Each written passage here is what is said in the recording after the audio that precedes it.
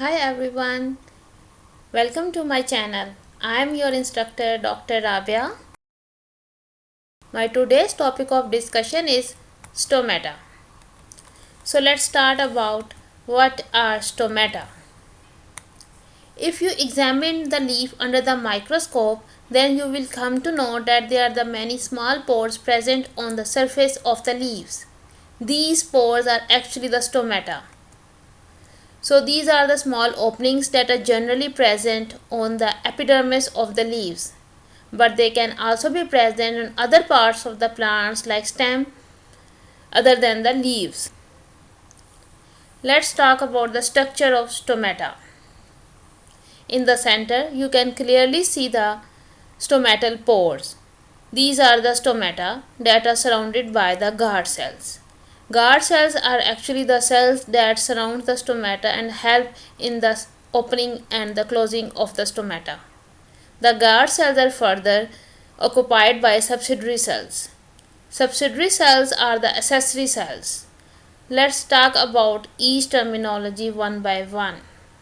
Before we start, please subscribe my channel for further detail and my further videos.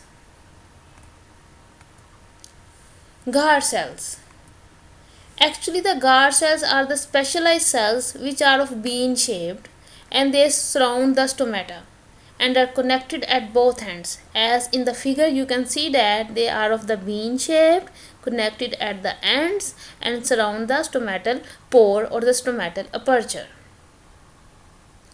If we talk about the shape of the guard cell in the monocots and the dicots, then we will come to know that their shape usually differ in both monocots and dicots. But the mechanisms and the function of the guard cell remain same in monocots and in dicots. Guard cells are the cells that also have the chloroplast. As we can see in the figure that they are in green in color. It means that they have the chloroplast. So these are the light capturing organelles in plants. What does it mean? That they can capture the sunlight and can prepare the food for the plants. So they help in the photosynthesis. Let's talk about the functions of the guard cells, that which functions the guard cell are playing for the plants. The most important one is that they help to regulate the rate of transpiration by opening and closing the stomata. Opening and closing of stomata depends upon the turgidity of the guard cells. Guard cells also have the chloroplast. So they are the light capturing organelles in plants that helps in the process of photosynthesis. This is the difference between the turgid guard cells and the flaccid guard cells. It will explain that when the stomata are open and when the stomata will be closed. In figure A, you can see that there is a large central vacuole filled with water, and in the guard cells there is a transportation of the certain ions like potassium ions. So the guard cell become the turgid. Why? Because it is filled with waters and the certain ions. When the guard cells under the turgidity, they help to keep the stomata open.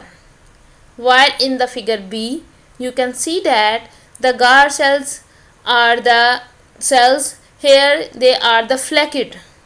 What does the flaccid mean? Flaccid guard cells are those cells that are without water or without any ions. You can make the comparison between the two, that in figure A there are the ions and the vacuole that is filled up with water.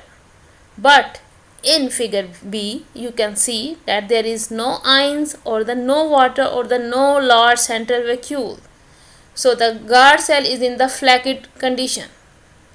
When the guard cells are the flaccid, their stomata are closed. So this is the difference between the open stomata and the closed stomata. You can easily understand from this figure that in an easy sense that the stomata get closed when the guard cell release the water or release the ions. But the stomata will remain open when the guard cells absorbed water. So this is the difference between the closing and the opening of the stomata, and this also shows how the guard cells control the opening and the closing of the stomata. If you have not subscribed my channel, then please subscribe and share my video. The next one is the subsidiary cells. In this figure, you can see the subsidiary cell very clearly. In the center, in the white color, these are the stomatal pores or the stomatal aperture. The yellow bean shaped are the guard cells, while the structure around the guard cells are the subsidiary cells. They are here, you can see that they are green in color. So the subsidiary cells are the accessory cells for the guard cells. Let me explain you about the role of subsidiary cells, or what are the subsidiary cells. Subsidiary cells are actually the accessory cells for the guard cells. They found in the epidermis of the plants, and these cells are the cells that surround the guard cells. They also supported by the guard cell, and they also act as buffer between the guard cells and the epidermal cells. What does this mean? The buffer between the guard cells and the epidermal cells. It means that they help to protect the epidermal cells against the expansion of the guard cells. If we talk about how many stomata are present per square millimeter of the leaf, then roughly we can say that about 300 per square millimeter of the leaf surface have the stomata. It is the average number of stomata. It may be vary from species to species or from plant to plant. Let's explain the function of stomata, that what function the stomata are playing for the plants. Stomata play a very important role by allowing or by permitting the movement of gases such as oxygen and carbon dioxide. They also help to diffuse the water vapor between the interior and the outer surface of the plant tissues. In the figure, you can say that the carbon dioxide is entering the leaf through the stomata, while the water and the oxygen molecules are leaving the leaf through the stomata. So this is the most important function of the stomata.